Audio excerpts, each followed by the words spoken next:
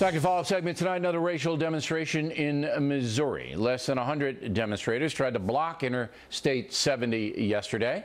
Police arrested 35 people, most of them for unlawful assembly, but 4 on charges of assaulting police officers.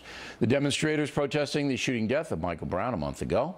And joining us now from Los Angeles, Alfonzo Rachel, a commentator on PJTV. So you watched the story from the beginning. What's the headline for you as it unfolds?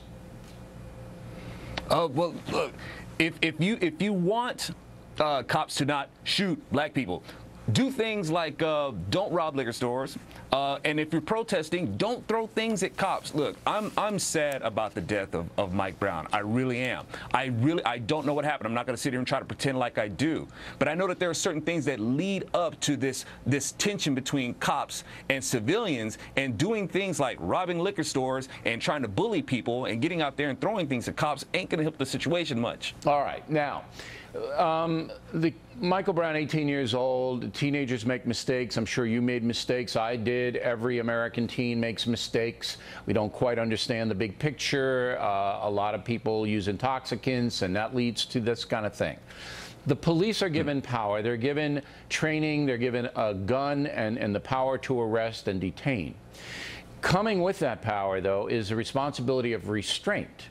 And that's where this tension comes in, where you expect people to make mistakes, expect people to do bad things, but the police officer has to be responsible every second. And sometimes he or she makes a mistake. I think this is a mistake. That's how it looks to me right now. But if that's what the ruling is, then the black community is going to go wild in America. They want vengeance right now, I believe, some black Americans. Well, that's the key, is what is it that you actually desire? Do you desire vengeance, or do you want justice? And if you're out there looking for vengeance, a lot of things are going to spill over, and it's going to make the dynamic between police and civilians even worse. We have to keep a level head. We have to do those things that don't cause people to perceive us in a way that we have to be policed so hard. Maybe another approach might be, more suitable for us. But the vengeance aspect comes from a lot of injustices that African Americans experience in their own lives. Don't you agree? That Sure. every African American has been treated poorly at one time or another, and then they don't like it. And so when they see something like this, they go, you know what? I'm not going to sit for it anymore. I'm going to go out and try to close down I-70. And that's what it's all about. Yeah, there's definitely truth that there's been a mistreatment from cops, concerning white cops and black people. That's true.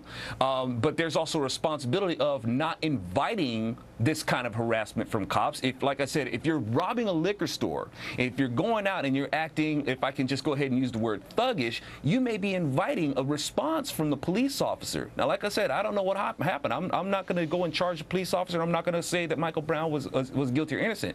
But at the same time, how about this energy being put towards taking some responsibility for our own lives, so we don't invite this kind of stigma upon ourselves? Then why then do you believe that young black men are arrested in far greater numbers than any other portion of the population? Why are young black men being arrested so much? Well, there's not just being arrested. There's a lot of things that go along with the arrested development of the black community in general, and I think a lot of that is because of there's having to stick to this paradigm of what it is to be black. Not being able to get ahead, not getting an education, not getting a good job, because if you try to do these things, you're going to be stigmatized for trying to be white. Does that still exist? Is that all over the place? If you try to fit into the conformity of the marketplace, you're stigmatized as being an Uncle Tom or something? Yes, I'm going to be stigmatized for being Uncle Tom, for being on your show. Thanks a lot, Bill Riley. Will you be? Will you get that kind of mail? Yes, absolutely. Which means I must really like you. Well, you should, because I'm looking out for all Americans. But what kind of people write you that mail? Do you know? Do you ever figure that out? It's usually your left-wing liberals, progressives, Afrocentrics who buy into the liberal narrative. Yes. Okay. All right, Mitchell. We're going to have you back on. Very interesting discussion. We appreciate you taking the time. when we come right back, Bernie Goldberg on how the media is covering the NFL. Has hysteria set in? Bernie is next.